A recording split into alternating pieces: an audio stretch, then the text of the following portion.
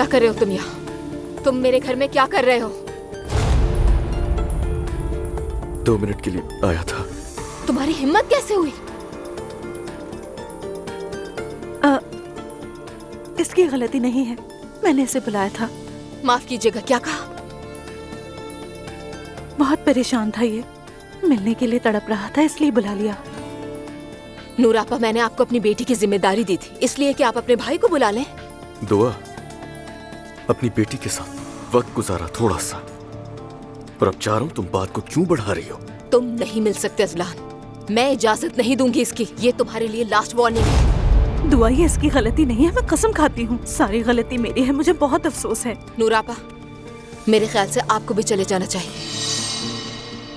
1 minute, तो मेरी बहन से किस तरह बात कर रही हुई है?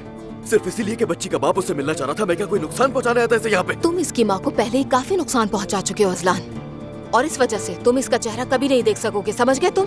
अब निकल जाओ यहाँ से।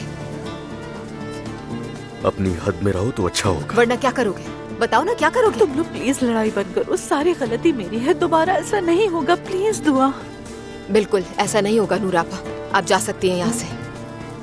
चले आप चलते हैं हम लोग, चले आप बस। तुम चलो, मैं बैग लेकर आती हूँ। अफसोस हो रहा है तुम पर।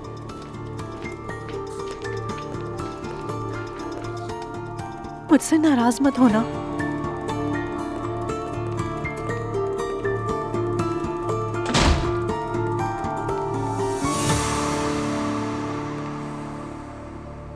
देख लिया ना अपनी आंखों से, अब अपनी आंखों से देख चुकी हैं उसको। वो ठीक से सोच नहीं पा रही है, अभी उसने बच्चे को जन्म दिया है और तलाक के अमल से गुजर रही है। बच्चा पैदा करने वाली पहली औरत नहीं है वो। उसने मुझे दुश्मन समझ लिया बच्ची का, और आपको भी तो मेरी वजह से निकाला ना उसने घर से। मैं नाराज नहीं हूँ, क्योंकि मैं समझती हूँ। चलो उसकी असलान। दिमागी हालत ठीक नहीं है। क्यों कर रही है इस तरह का बर्ताव? हाँ, उसने देखभाल के लिए बुलाया था आपको और खुद ही घर से बाहर निकाल दिया। ठीक है असलान, बस करो, मैं कभी भी जाकर उससे माफी मांग लूंगी। और देखो, उस पर इतनी सख्ती मत करो। चलो यहाँ से, चलो चलो चलो, शाबाश, चलो। पता नहीं ये जलालत कब तक चलेगी। और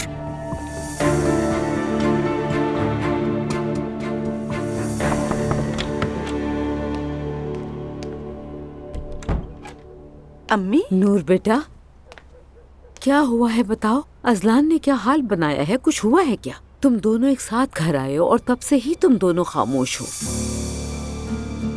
दुआ के आज कुछ काम थे, तो उसने कुछ घंटे जवेरिया की देखभाल करने को मुझे कहा था। मैंने अजलान को बुलाया कि वो अपनी बच्ची को देख सके। तुमने बहुत अच्छा काम किया नूर बेटा, ये अच्छी बात है।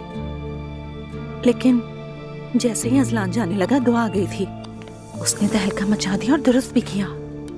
क्या मतलब? तो बेटा इसमें गलत बात क्या है?